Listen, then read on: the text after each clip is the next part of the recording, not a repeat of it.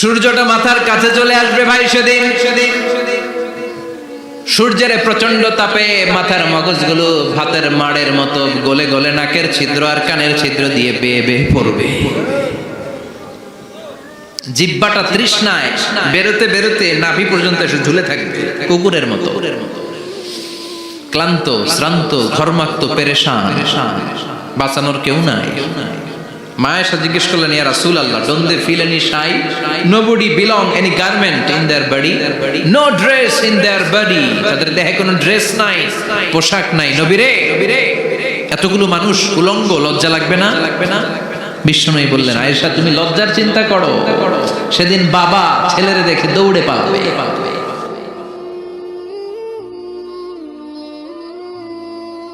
মানে কিয়ামতের দৃশ্যটা কিরকম হবে এর নকশা খুব সংক্ষিপ্ত পরিসরে মাত্র 11টা আয়াতে আল্লাহ তুলে ধরেছেন। আপনি মনোযোগ দিয়ে কানগুলো খরগোশের মতো খাড়া করে যদি কথাগুলো শুনেন, আপনার মনে হবে আপনি এখানে বসে কিয়ামত চোখে লাইভ দেখতেছেন। লাইভ আল্লাহ এমন ভাবে বলেছে, সুবহানাল্লাহ পড়েন। তা আসুন আমরা সরাসরি কিয়ামতকে দেখে আসি।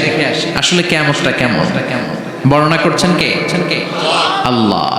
সূরার নাম হচ্ছে সূরাতুল কারিয়া। কি নাম? আওয়াজ করে উত্তর দিতে হবে। সূরার নাম আল কারিয়া। চিৎকার মেরে বলেন, সূরার নাম কি? আল কারিয়া। এটা মাক্কি সূরা। কি সূরা?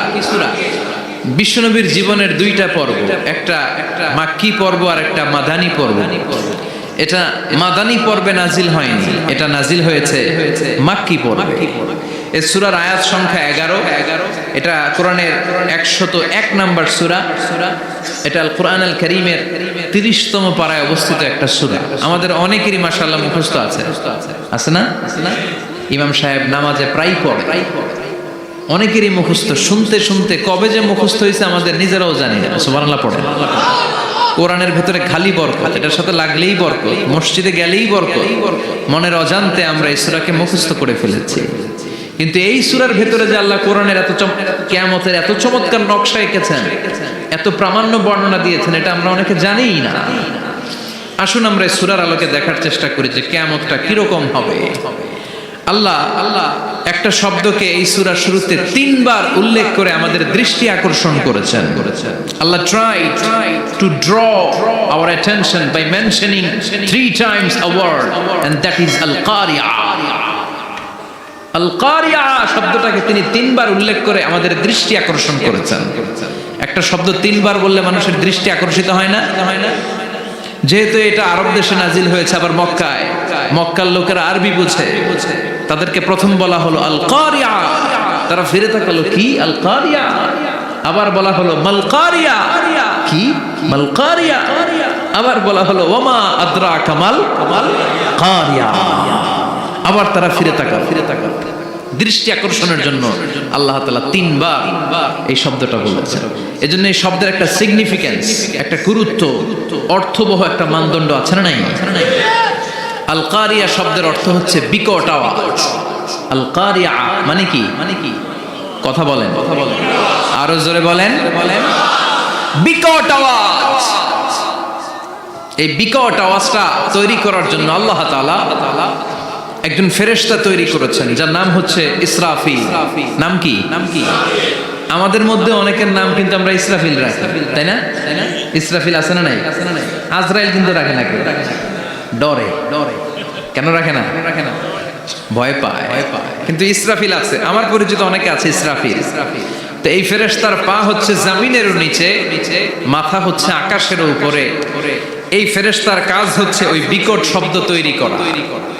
উনি একটা সাইরেনের মধ্যে ফু দিবেন, হুইসেল দিবেন, ট্রাম্পেট।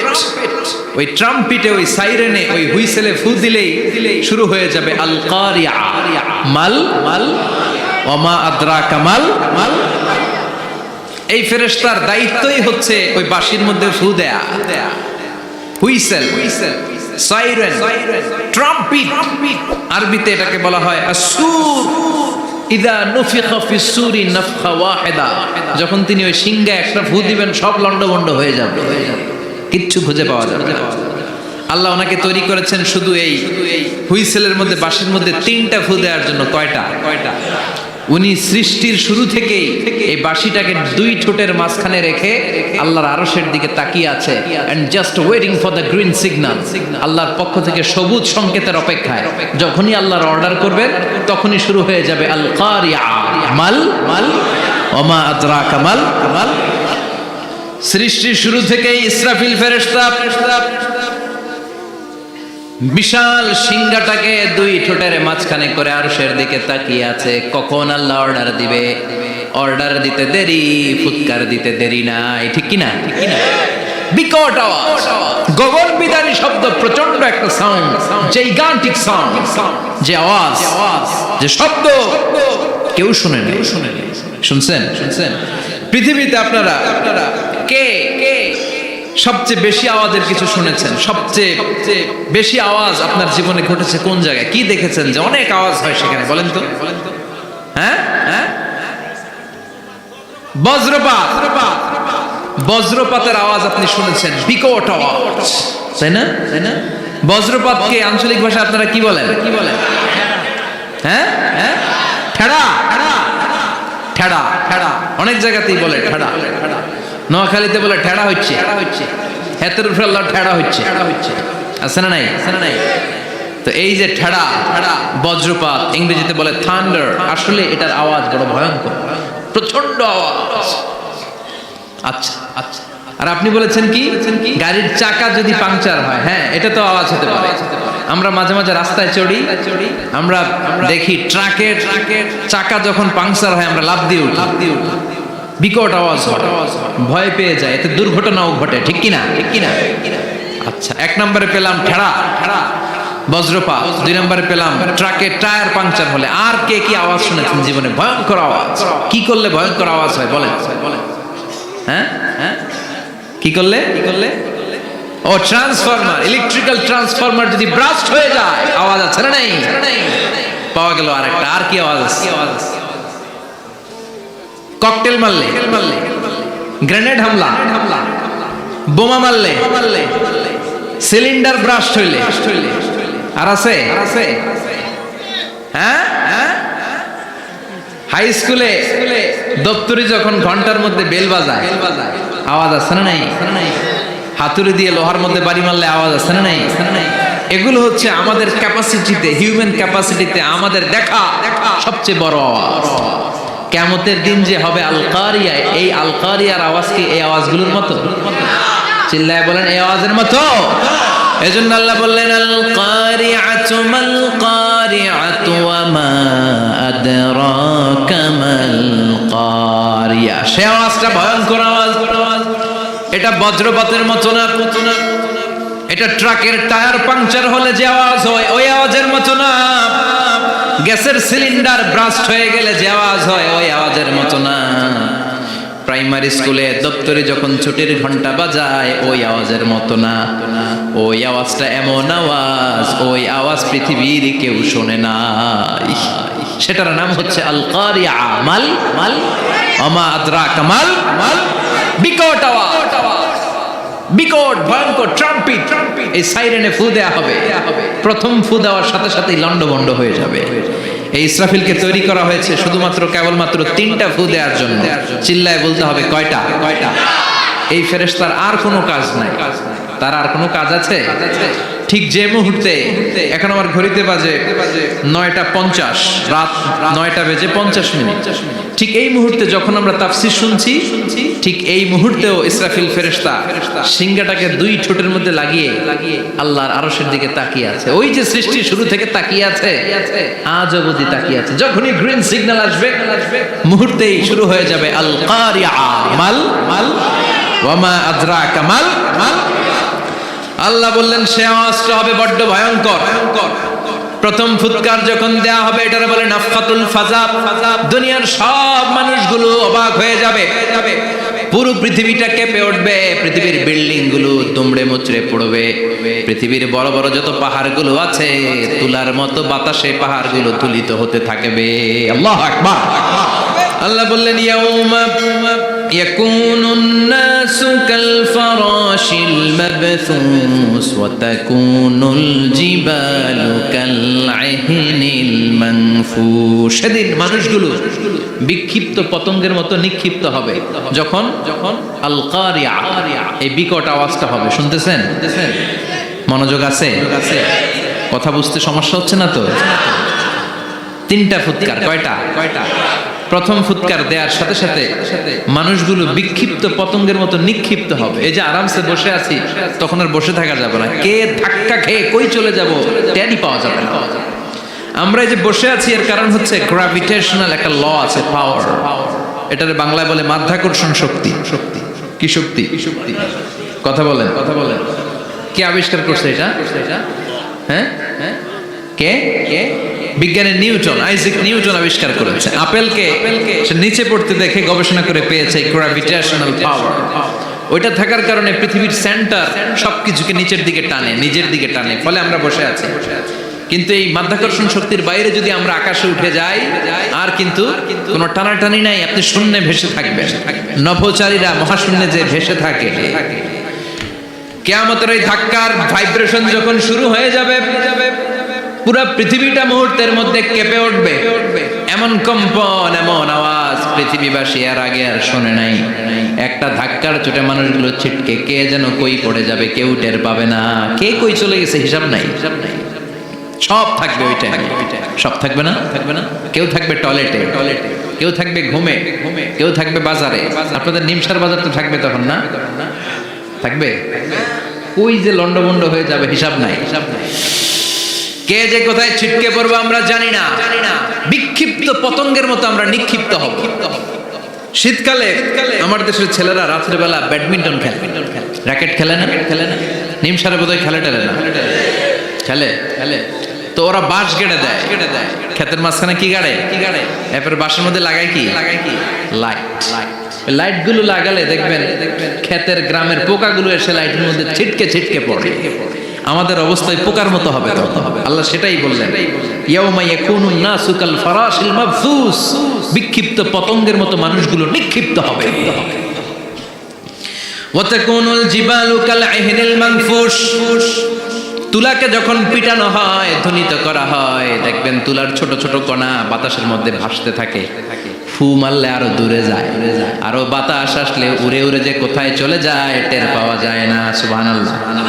বিশাল বিশাল পাহাড়গুলো এরকম ধ্বনিত তুলার মতো সামনে উঠতে থাকবে, একটা পাহাড়ও টিকবে না। বাংলাদেশের সবচেয়ে বড় পাহাড়ের নাম কি জানেন? তাজিংডং পর্বত, কিন্তু সবচেয়ে বড় পাহাড় হচ্ছে গারো পাহাড়, ময়মনসিংহ। ওটা থাকবে কিয়ামতের দিন। আল কারিয়া, মাল কারিয়ার সময় টিকবে ওইটা। তাজিংডং বিজয়, সবচেয়ে বড় পর্বত শৃঙ্গ। কোথায় এটা? বান্দরবান। এটা টিকবে? কেউকারাডাং একটা আছে না? চিম্বুক আছে না? টিকবে না। পৃথিবীর সবচেয়ে বড় পাহাড় মাউন্ট এভারেস্ট নেপালে 29,035 ফিট উঁচু, টিকবে? ইউরোপের সবচেয়ে বড় পাহাড় আল্পস পর্বতমালা টিকবে না। আমেরিকার সবচেয়ে বড় পাহাড় আলাস্কা পর্বতমালা টিকবে না। আরব বিশ্বে বিশাল একটা মাউন্টেন রেঞ্জ আছে, ওইটার নাম তুর পাহাড়, ওইটাও টিকবে না। একটা পাহাড়ও থাকবে না। পাহাড়গুলো ভেঙে দুমড়ে মুচড়ে তুলার মতো ধ্বনিত হতে থাকবে। চিৎকার করে পড়েন আল্লাহু আকবার। এই যে 5 তলা, 7 তলা, 10 তলা দেদারসে টাওয়ার উঠতে শুরু করেছে, বিল্ডিং বাড়তে শুরু করেছে। কিয়ামত যখন শুরু হবে, আল কারিয়া যখন শুরু হয়ে যাবে, রব্বুল আলামিন পুরো পৃথিবীটারে ধরে একটা ঝাঁকুনি মারবে। ওই ঝাঁকুনির চুটে 8 তলা 10 তলা বিল্ডিং গুলো টিকবে নাকি? 30 তলা 50 তলা হলে তো আর ভাঙবে না। বুর্জ আল খলিফা ভাঙবে না। দুবাইয়ের বুর্জ আল খলিফা সবচেয়ে উঁচু টাওয়ার এটা। কিংডম টাওয়ার, এটা নাকি আরো উঁচু হবে, 1000 মিটার উঁচু হবে। তাইপেডাং 101, মালয়েশিয়ার Petronas twin tower, Shanghai tower, Kaaba ঘরের পাশে বুর্জ আল খলিফা, যেটাকে সবাই বলে জমজম টাওয়ার, টিকবে? কথা বলেন, টিকবে? আল্লাহ বললেন, ইদা জুলজিলাতিল আরদু জিলজালাহা ওয়া আখরাজাতিল আরদু আসকালাহা ইযা রুজ্জাতিল আরদু রাজ্জাও ওয়া বুসাতিল জিবালু বাসসা। সেদিন পৃথিবীটারে কাঁপিয়ে দেয়া হবে, পুরো পৃথিবী নড়ে চড়ে উঠবে, টাওয়ারগুলো ভেঙে খান খান, পাহাড়গুলো ভেঙে দুমড়ে মুচড়ে যাবে, মানুষগুলো বিক্ষিপ্ত পতঙ্গের মতো নিক্ষিপ্ত হবে, সাগরের পানির মাঝখানে দাউ দাউ দাউ দাউ দাউ দাউ করে আগুন জ্বলতে শুরু করে দিবে। আল্লাহু আকবার। নকশাকে দিছেন আল্লাহ, নকশাকে দিছে না, সুবহানাল্লাহ পড়ে। আবার আল্লাহ বললেন ফাইদা বারিকাল বাসারু ওয়া খাসাফাল কামারু ওয়া জুমিআশ শামসু ওয়াল কামারু ইয়াকুলুল ইনসানু আইনাল মাফার। সেদিন মানুষের চোখ হবে ছানা বড়া, চন্দ্র সূর্যে কোনো আলো থাকবে না, মানুষগুলো দিক বিদিক পাগলের মতো দৌড়াবে, সবার মুখে এক কথা, পালাবো কই। পালানোর জায়গা আছে নাকি শুধু বাংলাদেশের এই সাইডটাতেই কিয়ামত হবে, সৌদিতে আর হবে না? হ্যাঁ হ্যাঁ, আমেরিকায় কেমনে হবে? ওদিক তো ডোনাল্ড ট্রাম্প থাকে। হ্যাঁ হ্যাঁ, আমেরিকাতেও হবে, জাপানে হবে, ইন্ডিয়াতে হবে, গোটা বিশ্বে একসাথে কাপাকাপি আর এই ধ্বংসলীলা শুরু হয়ে যাবে। চিৎকার করে বলেন ঠিক কিনা? আল্লাহ বলেন ইয়াউমা নাতমিস সামা কাতাইয়িস সিজিল লিল কুতুব। আকাশ আর আকাশ থাকবে না, কাগজ যেমনি আমরা এরকম ফোল্ড করে ফেলি, ভাঁজ করে ফেলি, মন চাইলে কাগজকে যেমনি আমরা এরকম হাতের মধ্যে গুটিয়ে নেই, সেদিন আকাশটারে হাতের মধ্যে গুটিয়ে নিবে কে? মানুষগুলো পাগলের মতো দৌড়াবে। কেউ থাকবে টয়লেটে, কেউ হসপিটালে, কেউ মাজারে, কেউ বাজারে, যে যেখানে থাক, শুরু হয়ে যাবে কিয়ামতের এই ভয়াবহ দৃশ্য। দুধের বাচ্চাকে রেখে দিয়ে মা দৌড়ে পালাবে। দুধের বাচ্চা রেখে মা কোথাও যায়? কলিজার টুকরা এটা, দুধের বাচ্চা, এটারে ফেলে মা কোথাও যায় না। কিন্তু কিয়ামতের এই ঝাঁকুনির দৃশ্য দেখে আল কারিয়া মাল ওয়া মা আদরাকা মাল, এই দৃশ্য দেখে দুধের বাচ্চারে রেখে মা দিবে দৌড়। অনেক গর্ভবতী মহিলা থাকবে এই কিয়ামতের সময়ে, যাদের পেটের ভেতরে 2 মাসের বাচ্চা, 3 মাসের বাচ্চা, অপরিপক্ক অপরিণত, বাচ্চাটা এখনো বড় হয় নাই, কোনো বাচ্চার হাত পা এখনো হয় নাই। কিয়ামতের এই ভয়ঙ্কর দৃশ্যটা দেখে জায়গার মধ্যে 3 মাসের অপরিণত বাচ্চাটা ডেলিভারি হয়ে যাবে। আল কারিয়া মাল কারিয়া ওয়া মা আদরাকা মাল। পৃথিবীর যখন এইরকম দৃশ্য, আল্লাহ তাআলা ইসরাফিলকে বলবেন, ইসরাফিল তোর তো 3টা ফুৎকার দেওয়ার দায়িত্ব ছিল, দিয়েছে কয়টা? চিল্লায় বলেন কয়টা? এবার আল্লাহ বলবেন এবার দ্বিতীয় ফুৎকার দে। কয় নাম্বার ফু দিবে? ওই ফু দেওয়ার সাথে সাথে ইসরাফিল প্রথম ফুৎকার দিয়ে জায়গা মতো এরকমই দাঁড়ায় থাকবে, আবার যখন গ্রিন সিগন্যাল পাবে মুহূর্তের মধ্যে আরেকটা ফু দিয়ে দিবে। ফু দেওয়ার সাথে সাথে পৃথিবীর সব মানুষগুলো মরে শেষ। কেউ থাকবে? থাকতে পারবো আমরা? থাকার জন্য আসছি। একদিন মাটির ভেতরে হবে ঘরে মন আমার, কেন বাঁধো দালান ঘর, প্রাণ পাখি উড়ে যাবে পিঞ্জর ছেড়ে, ধরা ধামে সবই রবে তুমি যাবে চলে, বন্ধু বান্ধব যত মাতা পিতা দ্বারা সুত সবই হবে তোমার পরে মন আমার, কেন বাঁধো দালান ঘর, একদিন মাটির ভেতরে হবে ঘরে মন আমার, কেন বাঁধো দালান ঘর। ঠিক কিনা? এই গানের কথামালাটা খুব সুন্দর না? আখিরাতের রিমাইন্ডার আমাদেরকে দেয়। এই যে দুনিয়া, টাকা পয়সা আরো লাগবে, আরো কামাবো, এটাতে আমার হবে না, আরো চাই। এই প্রতিযোগিতা, এই কম্পিটিশন, ওর 5 তলা আমার লাগবে 7 তলা, ওর আছে 20 লাখ আমার লাগবে 30 লাখ। প্রতিযোগিতা আছে না নাই? এগুলো আমাদেরকে পাগল বানিয়ে দিয়েছে, মোহাচ্ছন্ন করে ফেলেছে। পৃথিবীটা আসলে একটা মরিচিকা, ধোঁকা, লোভ লালসা, আজ আছে কাল নাই। দুই নাম্বার ফুৎকার দেওয়ার সাথে সাথে পৃথিবীর সব শেষ। মালাকুল মাউত পৃথিবীর সব মানুষের রূহ কবজ করবে। আল্লাহ বলবেন মালাকুল মাউত আখবিরনি মাইয়াবকা, আমাকে বল আর কে আছে। মালাকুল মাউত বলবে পৃথিবীর সব মানুষের রূহ কবজ করে শেষ, কেউ নাই। মানুষবিহীন পৃথিবী, মানুষের কোলাহলে পৃথিবীটা মুখরিত থাকতো এতদিন। গোটা পৃথিবী ব্যাপী মানুষের কোলাহল, ওই যে সাইয়েদনা আদম থেকে শুরু হয়েছে আর থামে নাই। মানুষ আর মানুষ, মানুষ আর মানুষ, সব মানুষ শেষ। আল্লাহ আশরাফুল মাখলুকাত একটারাও রাখি নাই, সব শেষ। শুধু আছে জিন জাতি। আল্লাহ বলবেন যাও এবার জিন জাতি ধরো, জিনদের রূহ কবজ করো। মালাকুল মাউত কিন্তু জিনদের রূহ কবজ করে। ওমা খলাকতুল জিন্না ওয়াল ইনসা ইল্লা লিয়াবুদুন। জিন জাতি আর মানব জাতি, এই দুই জাতিকে আল্লাহ তাআলা তৈরি করেছে কার ইবাদতের জন্য। আমরা যেমনি নামাজ পড়ি, জিনেরাও নামাজ পড়ে। আমরা যেমনি রমাদানের রোজা রাখি, জিনেরাও রমাদানের ফরজ রোজা রাখতে হয়। আমরা যেমনি হজ করি, জিনেরাও হজ করে। আমরা যেমনি আরাফার দিনে কাঁদতে কাঁদতে আল্লাহর কাছে দোয়া করি, আল্লাহ বাইক করে, জিনেরাও পড়ে। আমরা দেখি না, এদের দেখা যায়? দেখা যায়। জিসমুন নারী, আগুনের তৈরি ওদের দেহ। ইয়াতাশাক্কালু বিআশকালিন মুখতালিফা, বিভিন্ন কালার ধারণ করতে পারে, বিভিন্ন রং ধারণ করতে পারে। জিনের সংজ্ঞা হচ্ছে জিসমুন নারিয়ুন ইয়াতাশাক্কালু বিআশকালিন মুখতালিফা, আগুনের তৈরি এক সৃষ্টি। বিভিন্ন সূরত তারা নিতে পারে, মানুষের সূরত নিতে পারে, প্রাণীর সূরত নিতে পারে, ঠিক কি না? মালাকুল মাউত জিন জাতি হত্যা করতে শুরু করবেন, রূহ কবজ করবেন। করতে করতে সব শেষ। খারাপ জিনদের সর্দার হলো ইবলিস। সব জিনদেরকে মারতে যত কষ্ট দেয়া হয়েছে, সবচেয়ে বেশি কষ্ট দিয়ে ইবলিসের রূহ কবজ করে ফেলা হবে। ইবলিস আর নাই, মানুষও নাই, জিনও নাই, পশু পাখি কিচ্ছু নাই। আল্লাহ বলবেন ইয়া মালাকুল মাউত আখবিরনি মাইয়াবকা, অনেক দায়িত্ব পালন করেছিস তুই। মানুষ মারলি, জিন মারলি, মৎস্যকুল মারলি, পাখি মারলি, সব মারলি, এবার আর কে বেঁচে আছে বল। মালাকুল মাউত বলবে আল্লাহ আর কেউ নাই, খালি ফেরেশতারা আছে। কারা আছে? মালাইকা। আল্লাহ বলবে যা এবার ফেরেশতাদের গোষ্ঠী শেষ কর। মালাকুল মাউত একটার পর একটা ফেরেশতার রূহ কবজ করবে, একটার পর একটা, একটার পর একটা করতে করতে সব ফেরেশতা। ফেরেশতাদের সংজ্ঞা হচ্ছে জিসমুন নূরিয়ুন ইয়াতাশাক্কালু বিআশকালিন মুখতালিফা, আলোর তৈরি, নূরের তৈরি একটা দেহ, চাইলে বিভিন্ন সূরত ধারণ করতে পারে।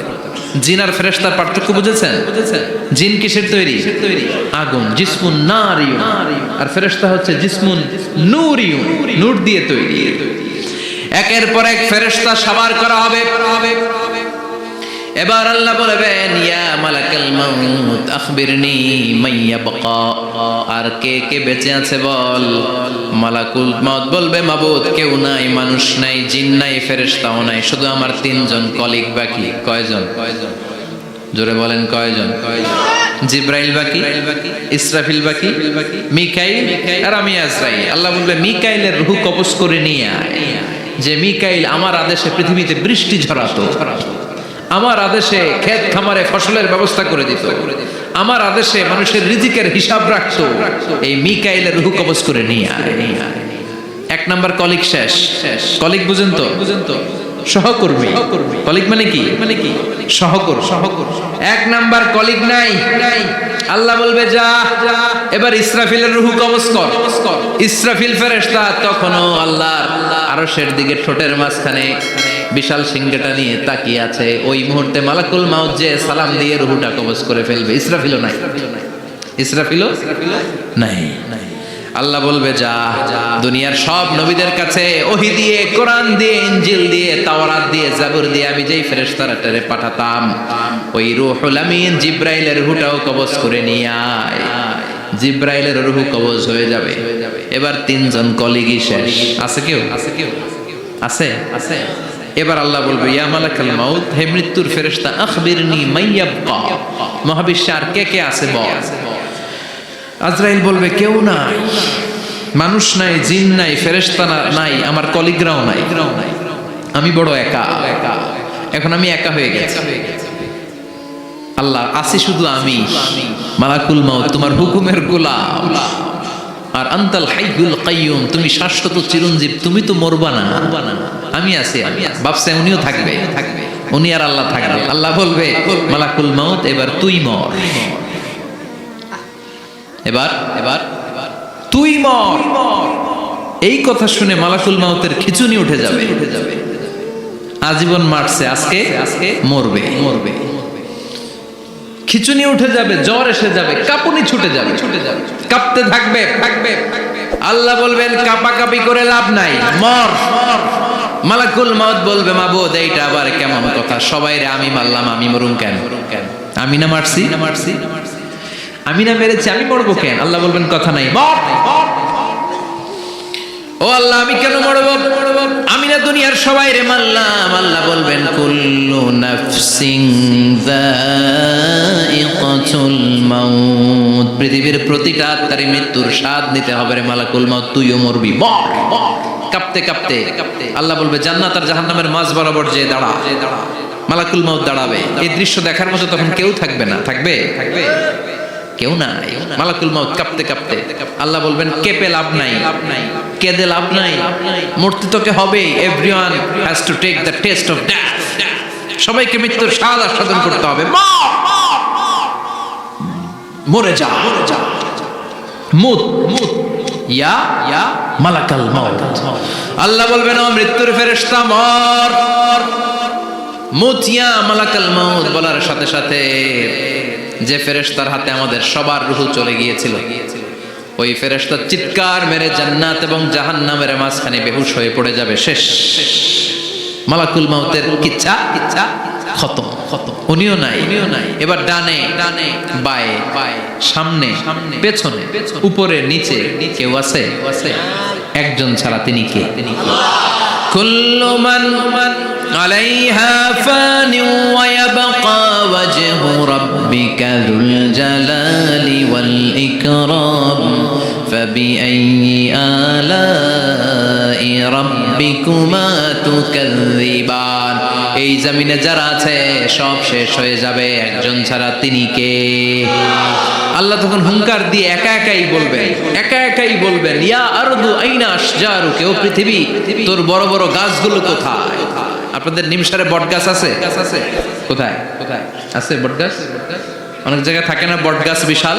ওইটাকে কেন্দ্র করে শিরকের আখড়া জমে ওঠে, ওখানে মোমবাতি লাগায়, লাল সালু দেয়, নাচানাচি করে, এরকম বট গাছের আখড়া আছে নাই? আল্লাহ বলবে ইয়া আরদু, হে পৃথিবী, আইনা আশজারুকা, তোর বড় বড় গাছগুলো আজকে কোথায়? ইয়া আরদু আইনা আনহারুকা, হে পৃথিবী তোর বড় বড় নদীগুলো কই? পদ্মা নদী কই? মেঘনা নদী কই? ব্রহ্মপুত্র কই? গঙ্গা নদী কই? মিসিসিপি, মিসৌরি কই? নীল নদ কোথায়? আমাজন কোথায়? 6695 কিলোমিটার লম্বা, উগান্ডার ভিক্টোরিয়ার কাম্পালা থেকে এর অববাহিকা শুরু। পৃথিবীর সবচেয়ে বড় যে নদীটা নীল নদ, মিশরে এই নদটা ছিল। আমি দেখেছি, ঘুরেছি এর উপর দিয়ে অনেক। 5 বছরের নীল নদের পানি আমি খেয়েছি। মিশরের নীল নদ ছাড়া কোনো মিঠা পানির উৎস নাই। এজন্য প্রাচীন ঐতিহাসিক, ওনার নাম হিরোডোটাস, উনি বলেছিলেন Egypt is the gift of Nile, মিশর হচ্ছে নীল নদের দান। নীল নদ না থাকলে মিশরে কেউ থাকতো না। আল্লাহু আকবার পড়ুন। 2টা নদী সিদরাতুল মুনতাহা থেকে জান্নাতের কানেকশন নিয়ে পৃথিবীতে এসেছে। একটা হচ্ছে ইরাকের দজলা ফোরাত নদী, আর একটা হচ্ছে মিশরের নীল নদী। সুবহানাল্লাহ পড়বেন না? 5 বছর আমি এই নীল নদের পানি খেয়েছি যখন মিশরে ছিলাম। সরাসরি মিশরীয় সরকার পাইপলাইন দিয়ে এই পানিকে রিফাইনিং করে জনগণের জন্য পৌঁছে দেয়। এই নীল নদের নিচ দিয়ে মিশরের মেট্রো লাইন আছে, মানে ট্রেন, এটাকে বলে পাতাল ট্রেন। কি বলে? পাতাল ট্রেন। আপনাদের প্রধানমন্ত্রীও নাকি একটা করবে শুনলাম, উনি ঘোষণা দিয়েছে। তো এটার নিচ দিয়ে, নীল নদের নিচ দিয়ে আমরা ট্রেন দিয়ে এই মাথা থেকে ওই মাথায় যেতাম, আবার ব্রিজ দিয়ে এপাশ থেকে ওপাশে যেতাম। 10টা দেশ ঘুরে এই নীল নদ, একটা সাগর আছে মেডিটেরেনিয়ান সি, মানে ভূমধ্য সাগর, ওইটার সাথে মিলিত হয়েছে। আল্লাহ সেদিন বলবেন আইনা নাই, নীল নদ আজকে কোথায়? আইনাল আনহার, নদীগুলো কোথায়? আইনাল কুসুর, প্রাসাদগুলো কই? রাজপ্রাসাদ, টাওয়ার কোথায়? আইনাল জাবাবেরা, অত্যাচারী শাসকগুলো আজকে কোথায়? যারা ক্ষমতার চেয়ার পেলে আর নামতে চায় না, এই ডাকাতগুলো আজকে কোথায়? আল্লাহ বলবে আইনাল জাবাবেরা, ফেরাউন কোথায়? নমরুদ কোথায়? আবু জাহেলের গোষ্ঠী কোথায়? ফেরাউনের চাচাতো ভাইরা কোথায়? নমরুদের চাচাতো ভাইরা কোথায়? কোথায়? যারা ক্ষমতার দাপট দেখিয়েছে, কোনো আওয়াজ আছে? কথা বলেন। আল্লাহ বলবেন লিমানিল মুলকুল ইয়াউমা লিল্লাহিল ওয়াহিদিল কাহ্হার।